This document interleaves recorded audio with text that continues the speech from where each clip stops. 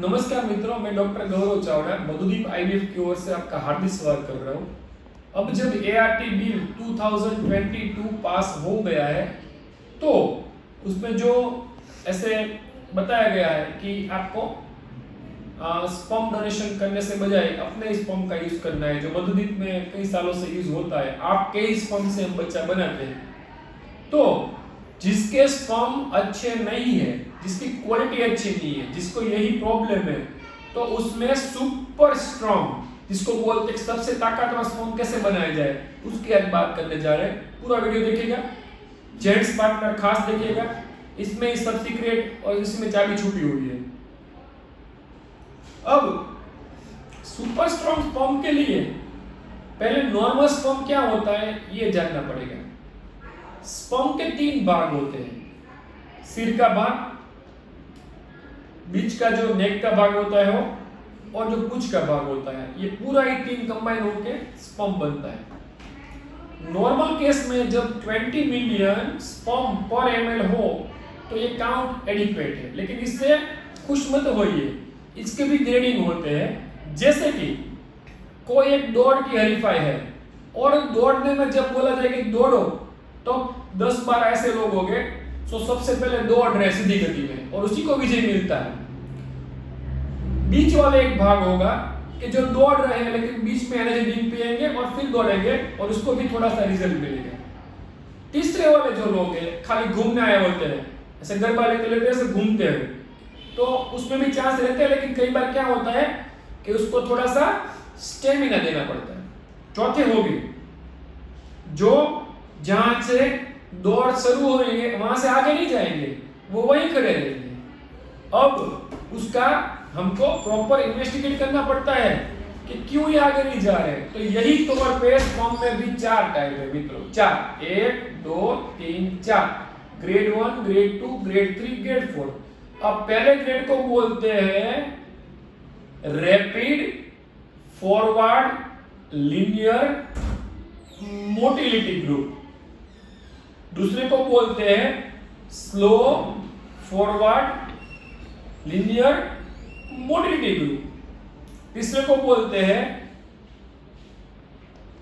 Immotile forward और non motile forward linear motility group, और चौथे को बोलते हैं डेड स्पर्म या स्टेगनेंट स्पर्म।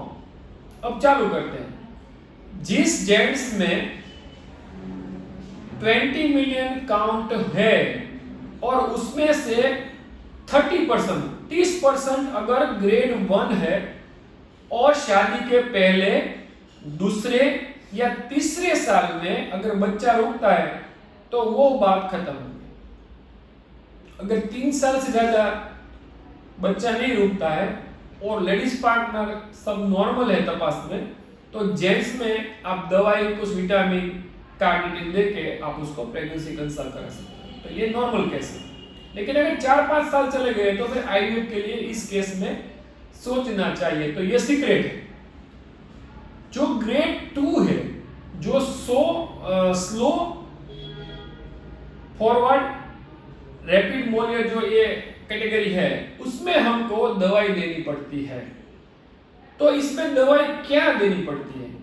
तो इसमें coenzyme Q10, carnitine, zinc, selenium, vitamins and minerals हम ऐड करते हैं। और इस केस में अगर फायदा नहीं हुए तो हम इसमें टेस्टोस्टेरोन और injectable hormone FSH, LH use करते हैं, HCG यूज करते हैं और इंप्रूवमेंट पा सकते हैं। दूसरा टाइप है जहां पर दवाइयां लागू पड़ेगी और रिजल्ट आने के चांसेस 50-50% है। नहीं आ रहा है, आईवीएफ करने के बाद बच्चा रुक जाएगा। तो ये 2 कैटेगरी में ग्रेड 1, ग्रेड 2 में प्रॉब्लम नहीं है। तकलीफ शुरू होती है ग्रेड 3 में, जहां पर स्पर्म लाइव तो है, समझेगा, स्पर्म लाइव है लेकिन वो गोल गोल घूमे जा रहे हैं, जिगजैग मूवमेंट कर रहे हैं, तो वो फर्टिलाइज नहीं कर पा रहे। अब इस केस में आईवीएफ का जो इक्सी प्रकार होता है जिसको बोलते हैं इंट्रासाइटोप्लाज्मिक स्पर्म इंसेमिनेशन, उसका इसमें रोल आने वाला है कि जहां पर वो लाइव है, पकड़ा, कुछ को काटा, पकड़ के उसको अंडे में डाल दिया, फर्टिलाइज कर दिया। तो ये चीज के लिए ये बेस्ट ट्रीटमेंट है। और तब हम जब बोलते हैं कि नहीं भैया दवाई लेंगे तभी होगा, इंजेक्शन लेंगे तभी करेंगे, राह देखेंगे, हमारी मम्मी जी ने बोला है, हमारी माता जी ने बोला है, हमारी सास जी ने बोला है, नहीं भैया समाज में क्या बोलेंगे, ये सब कुछ सोचना नहीं है भैया। तब जाके इक्सी करवा लेना है। ये कोई मार्केटिंग नहीं है भैया, ये जो हम लोग आपको सत्य है वो बताने जा रहे हैं, तो किसी का अपमान नहीं कर रहे। आपको ये चीज करनी है, आपके जो वडील है, जो बुजुर्ग है, उसको समझाना है। हमने डॉक्टर साहब का वीडियो देखा था, हमको समझाया गया है, बाद में उसको रूबरू गए, डॉक्टर साहब ने बोला कि ग्रेड 3 कैटेगरी है, ओलिगोएस्टेरोस्पर्मिया है, इसको इंग्लिश में ओलिगोएस्टेरोस्पर्मिया बोलते हैं। भैया हमको बच्चा चाहिए तो हम लोग ये करवा लेंगे, फिर बाद में देखते हैं। तो इसमें टेस्ट ट्यूब इक्सी कराना ही पड़ता है, सबसे पहले चालू कर देना होता है। चौथा जो टाइप होता है उसको बोलते हैं नेक्रोस्पर्मिया या टेंडोस्पर्मिया। अब भैया इसका कुछ नहीं हो सकता, क्या कारण हो सकते हैं? देखिए, आपको कोई वायरल फीवर हुआ हो, ऑर्काइटिस हुआ हो, टेस्टिस का कोई पहले बीमारी हुई हो, मम्स हुआ हो, रेडिएशन लिया, केमोथेरेपी हुई, टेस्टिस का कैंसर हुआ, आप स्ट्रेसफुल लाइफ से जा रहे हैं और आप व्यसन कर रहे हो। अब आया सीक्रेट।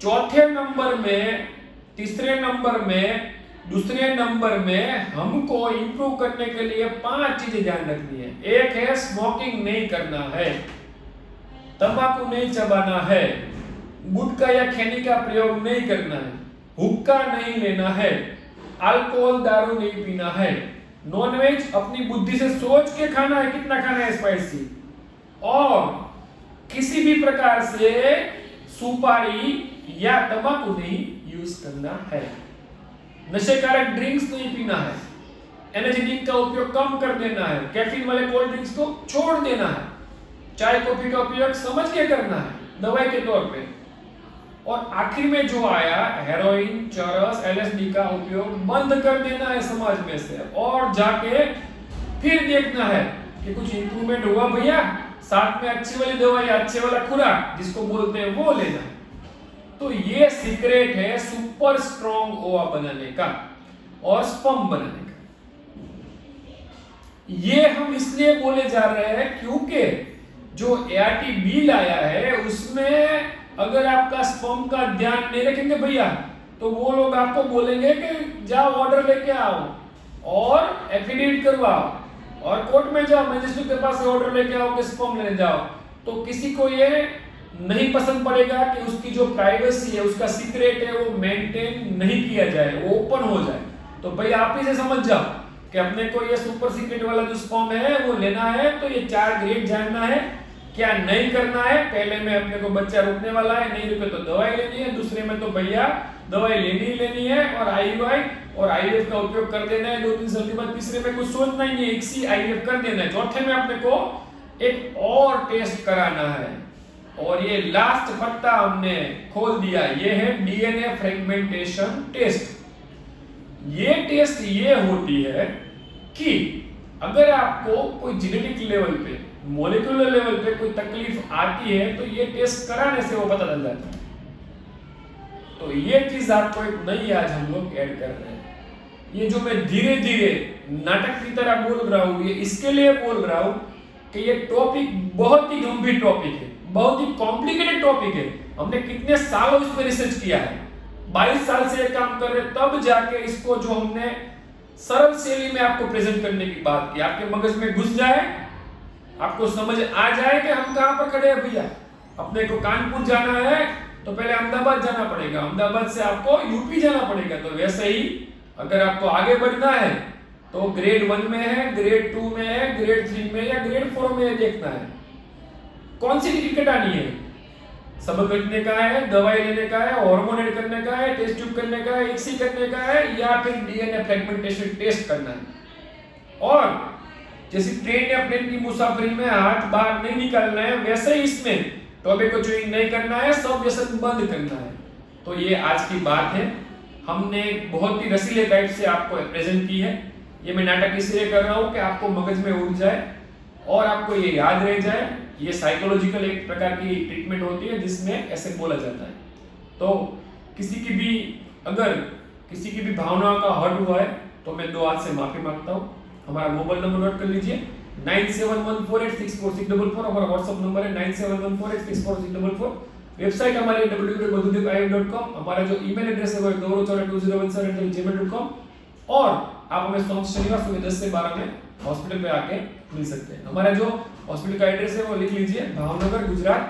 हम पानवड़ी चौक पिलगढ़ के सामने मधुदीप आईएफ टेस्ट बेबी के नाम से वहां पर ट्रीटमेंट करते हैं। सुबह 10 से 12 में आपको आना है। सोम से लेकर शनिवार, सोम मंगल बुध गुरु शुक्र शनि को आपको ट्रीटमेंट मिलेगी।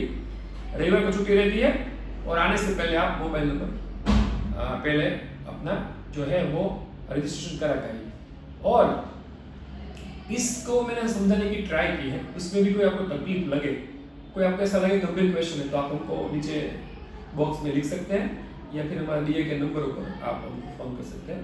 जय हिंद, जय भारत, वंदे मातरम, नमस्ते। अगले आने वाले टाइम में, चुनाव के टाइम में शांति रहे, हम शांति से ये काम पूरा करें, ऐसे ही भगवान को प्रार्थना। जय हिंद।